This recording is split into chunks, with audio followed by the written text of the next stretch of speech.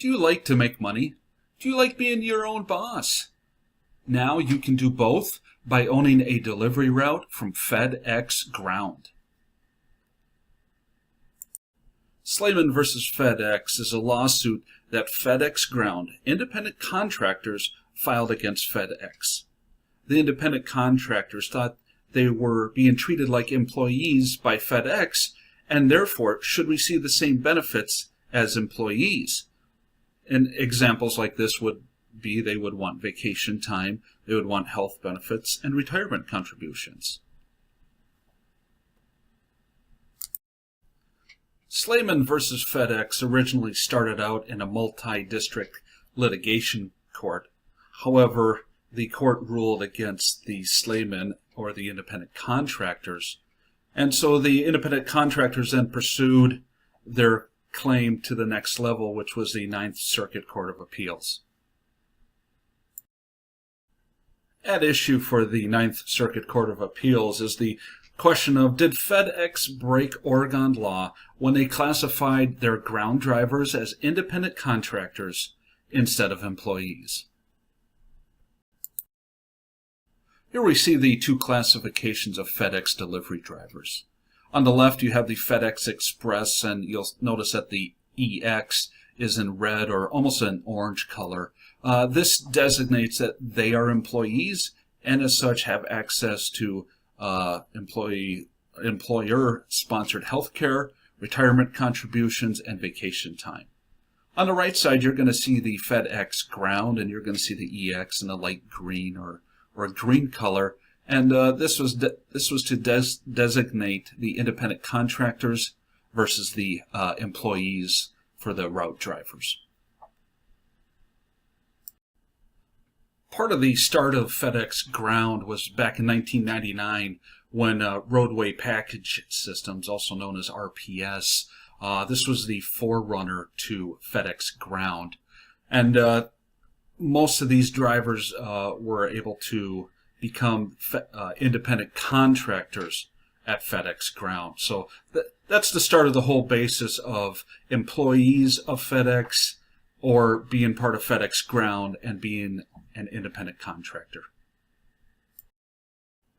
Two of the main duties of FedEx Ground workers are delivering packages and safe operation of the delivery truck. On the upper right-hand corner, you're going to see a FedEx Ground contractor sorting through the packages and trying to identify which package is going to which location here. And obviously his cart's full, so he has a lot of work ahead of him. Down below, this is not exactly safe operation of the FedEx truck there. It's kind of buried a little deep in some grassy area, so kind of a fail on that one by whoever parked that truck out there in the mud pit. Here's a short list of some of the items in the FedEx operating agreement with the FedEx Ground independent contractors. First, FedEx can control what the drivers wear, what their uniform is made of, and what their appearance can look like. FedEx also stipulates a very specific shade of paint and exactly how big the graphics or logos need to be on the truck. All vehicles must be certified for use on highways and freeways by FedEx. All delivery drivers, all relief delivery drivers for vacation days must also be certified by FedEx and approved by them. And then supervisors can ride along with the independent contractors. They can't tell them what to do, but they can offer suggestions on how to improve certain aspects of their route. These pictures represent two visuals of the FedEx operating agreement with the ground contractors. You see that on the upper left there, they have the shelf spacing, shelf width, and then obviously all the packages are stacked up there. Also, the contractor is in his approved FedEx shirt. In the bottom right, again, you have a contractor in his approved shirt. You see the shelf spacing, and you see him also using a scanner, and this is the approved scanner for package delivery. And this is something that they need to use that's required by the operating agreement. Two aspects of Oregon law that we're going to look at is the right to control test and the economics realities test. Under right to control test is is there direct evidence of the right of management to exercise control over the employee or independent contractor? Also, is the furnishing of tools and equipment, is this done by the employer or the technical employee or the independent contractor?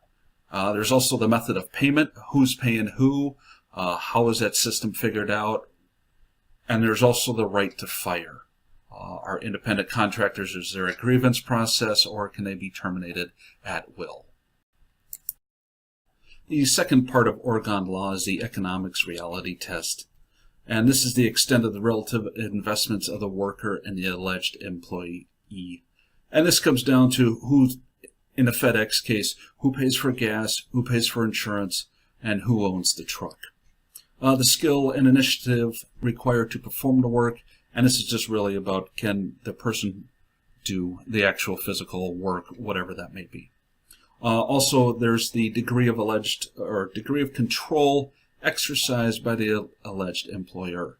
And this comes down to can the employer dictate the start time, dictate how many hours you're going to work in a day, things of that nature.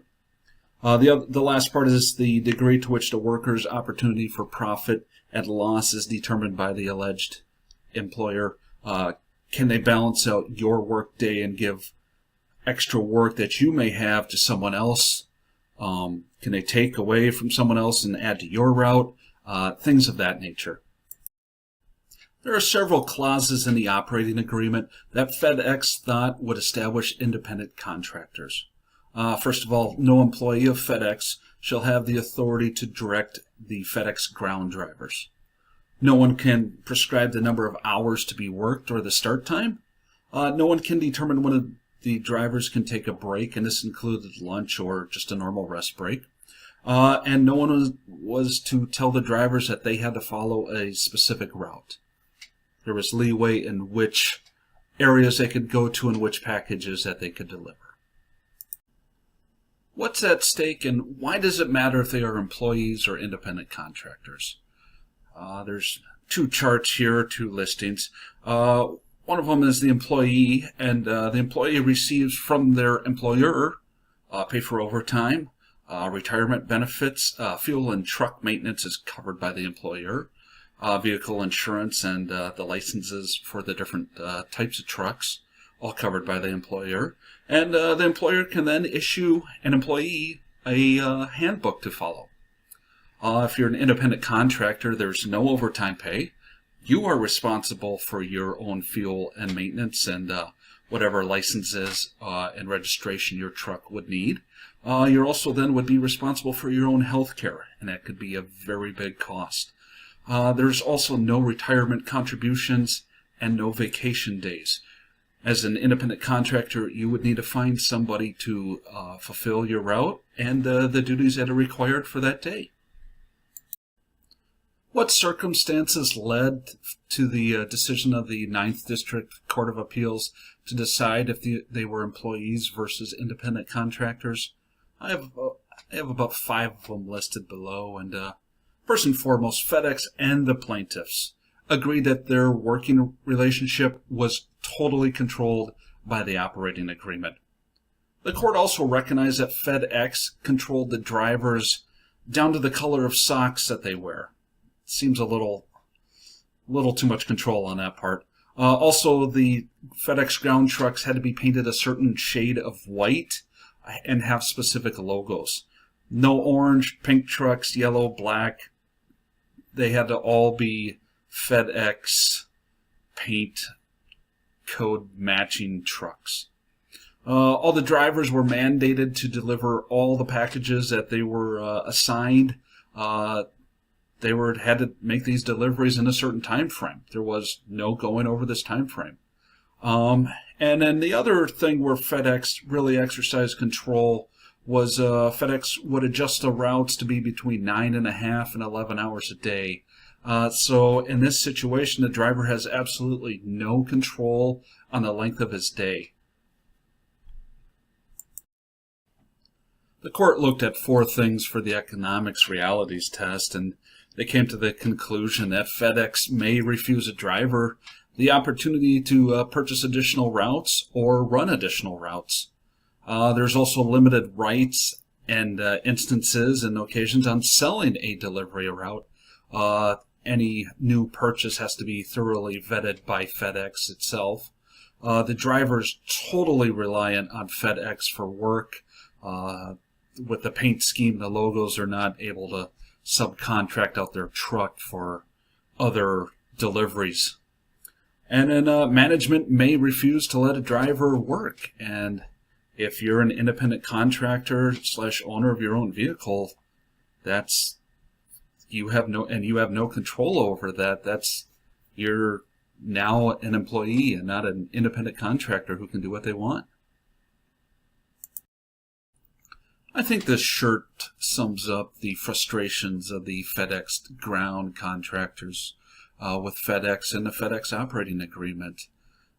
Through everything, they're being treated like they are employees, but yet they're paying for their own insurance, their own health insurance. They don't have vacation time unless someone covers for them. And there's no retirement contributions. So at some point, if you're being told everything that you can do and everything that you can't do, you're not an independent contractor. You're not allowed to run your business how you see fit. You're an employee. And that's what a lot of these contractors have come to the realization of. Due to several different lawsuits in a lot of states, FedEx Ground and FedEx Express, they come together and decide to merge in 2011. And at that point, there's now no more contractors. Everyone is now classified as an employee. In 2016, FedEx settles with 12,000 drivers in 20 states for $240 million.